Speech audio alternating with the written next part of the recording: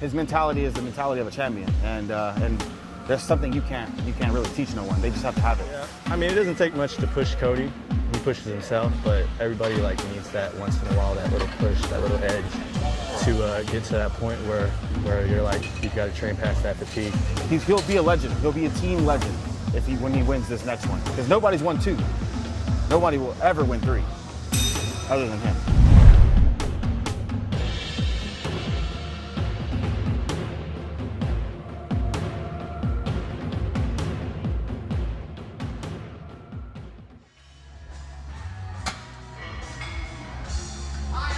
Start throwing in these pump workouts, especially as we get closer to the show. Obviously we're doing more activity when it comes to weight training, so it's really we have to put in less time with the cardio equipment. And I'd much rather be working out than sitting over there doing the same shit over and over for an entire hour. I mean, I'm sure everyone else could agree with that as well. But what it does is the reason why we do the pump day, the lighter leg day. Yeah, well, it takes a lot of stress off your central nervous system, and just the more stress you have, the more cortisol you build, and so we just don't want to get fat.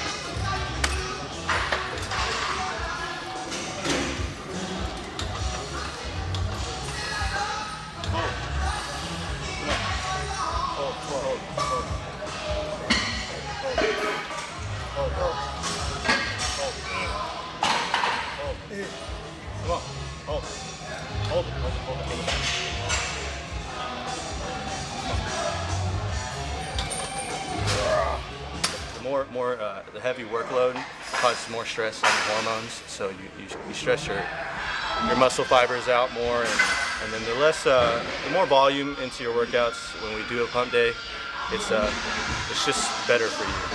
It's like you said, lighter on the CNS, lighter on the joints as well. So it's more or less kind of like what we're doing is kind of fixing those problem areas when it comes to those body parts. So we'll focus more or less, like say we need to work on lower lats. We'll focus our exercise more on the lower lats.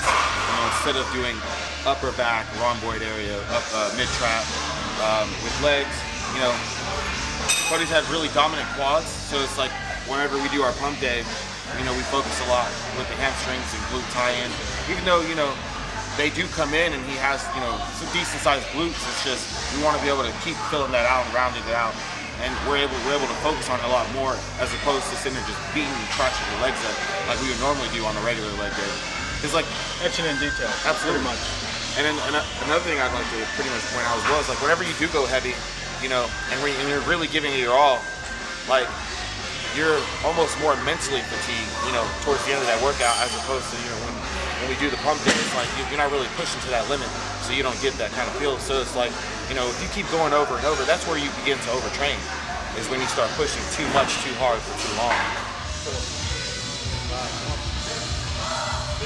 Up it up. The thing with the second leg day is we try to keep our back out of it, so we do a lot of machines, stuff that your back's going to be supported. Nothing too heavy or anything like that, just get a lot of blood in the leg. Short amount of time, these workouts are usually about 45 to 60 minutes. Doing close stance squats, superset with barbell lunges. Probably do about 12 to 15 reps on each of them. Pretty much just stretch the fascia. That's about it. Just keep the heart rate up. Keep our pump going.